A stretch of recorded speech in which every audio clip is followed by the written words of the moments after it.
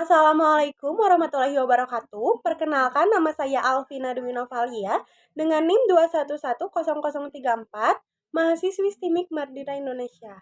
Di sini saya mempunyai tugas dari dosen pengampu Bapak Aris Dianto SSI SSTSKOM yang mengajari mata kuliah Keamanan Teknologi Informasi. Nah, di sini saya akan membahas tentang hacker. Hacker menjadi salah satu sosok yang cukup sering diperbicarakan secara umum. Secara umum, arti hacker sering diartikan negatif. Hacker sering dianggap sebagai seseorang yang mempunyai keahlian di bidang teknologi, menggunakannya untuk meretes suatu situs atau akun. Oleh karena itu, tak jarang hacker dipandang sebagai sosok yang jahat dan kriminal. Hacker berasal dari bahasa Inggris, yang artinya peretes. Nah, hacker juga adalah orang yang skill pemrogramannya mampu menembus sistem keamanan komputer atau jaringan komputer untuk tujuan tertentu. Seorang hacker memiliki pemahaman lanjutan tentang komputer, jaringan, pemrograman, atau perangkat keras. Hacker tak selamanya identik dengan penjahat dunia maya. Di dunia siber, hacker adalah sosok yang bisa meretes perangkat seperti komputer, ponsel, webcam, hingga router. Tindakan hacker yang merugikan pihak tertentu merupakan tindakan kriminal. Namun, pada kasus tertentu, hacker adalah sosok yang juga bisa menguntungkan. Nah, di sini saya akan menjelaskan macam-macam hacker. Nah, yang pertama ada hacker topi abu-abu. Hacker topi abu-abu memperbaiki kerentanan yang mereka temukan melalui aktivitas tidak sah. Mereka sendiri menggunakan pengetahuan mereka untuk mengeksploitasi kerentanan untuk keuntungan ilegal. Yang kedua ada hacker topi hitam. Nah, hacker topi hitam ini adalah hacker yang ilegal. Ia juga disebut dengan pelaku ancaman. Yang ketiga, hacker topi putih atau yang sering disebut juga hacker etis atau pretest resmi. Banyak pretest profesional menggunakan keahlian mereka untuk menentukan lubang keamanan di sistem perusahaan dan kemudian menyarankan di mana perusahaan harus meningkatkan pertahanan keamanan mereka untuk mencegah pelaku ancaman masuk. Yang keempat ada script kiddies. Adalah pretest amatir dan tidak berpengalaman yang mencoba menggunakan skrip yang telah ditulis sebelumnya. Nah, yang kelima ada hacktivist.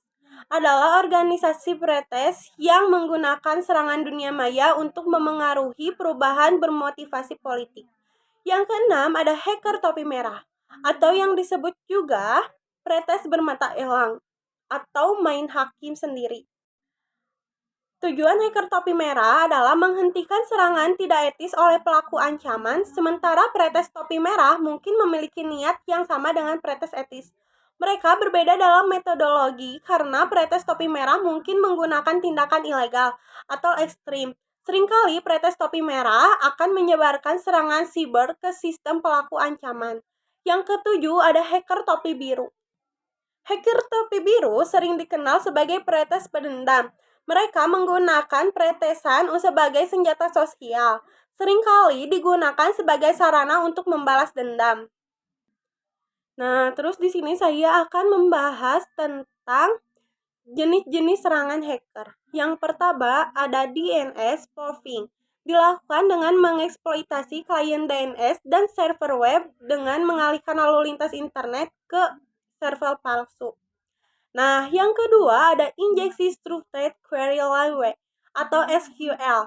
Teknik ini menambahkan kode SQL ke kotak input formulir web untuk mendapatkan akses ke sumber daya dan data yang tidak sah. Yang ketiga ada injeksi keylogger.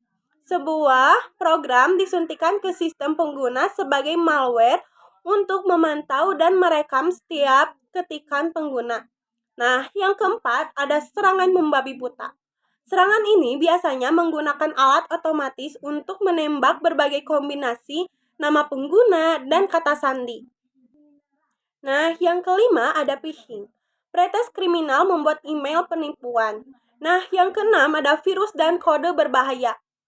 Menyisipkan kode berbahaya termasuk worm dan Trojan horse ke dalam file situs web seringkali dengan maksud untuk mencuri cookie yang melacak aktivitas oleh online pengguna. Nah, yang ketujuh ada perbaikan antarmuka pengguna UI. Teknik ini juga dikenal dengan clickjacking. Aktivitas hacker ini adalah membuat UI dan tautan palsu di atas halaman web asli dan menipu pengguna. Nah, yang kedelapan ada DOS dan DDoS. Teknik ini membuat pengguna tidak mungkin mengakses sistem komputer, jaringan layanan, atau sumber daya teknologi informasi atau TI lainnya. Biasanya, pretes kriminal menggunakan teknik ini untuk merusak server web, sistem atau jaringan dengan mengganggu arus lalu lintas. Nah, untuk melindungi sistem dari berbagai serangan hacker, kita mempunyai cara. Yang pertama, selalu gunakan kata sandi yang kuat dan unik. Yang kedua, rutin untuk mengupdate software yang Anda pergunakan. Yang ketiga, jangan membuka link yang mencurigakan. Yang keempat, pastikan web Anda menggunakan HTTPS atau Hypertext Transfer Protocol Secure. Yang kelima, jangan mengakses data-data pribadi pada jaringan publik atau Wi-Fi publik. Yang keenam, untuk mendapatkan keamanan sistem yang optimal di seluruh perangkat atau jaringan perusahaan, Anda dapat menggunakan jasa White Hat Hacker. Nah, selanjutnya ada kasus hacker di Indonesia. Yang pertama, ada kasus kebocoran data pengguna aplikasi eHIEC Kementerian Kesehatan. Yang kedua, ada kebocoran data BPJS Kesehatan. Yang ketiga, ada kebocoran data pengguna Tokopedia. Nah, jadi teman-teman kesimpulannya, hacker sejati bukanlah kelompok kriminal perusak jaringan seperti anggapan orang-orang banyak. Namun harus diakui bahwa dari waktu ke waktu, terdapat cukup banyak hacker yang menyalahgunakan kemampuan dan pengetahuan mereka untuk hal-hal yang destruktif dan negatif. Berbagai kejahatan atau usil dengan mengacaukan dan merusak file orang. Nah, jadi kita harus hati-hati dalam bersosial media. Kita harus menyikapi sosial media dengan baik-baik dan hati-hati. Cukup sekian dari saya. Wassalamualaikum warahmatullahi wabarakatuh.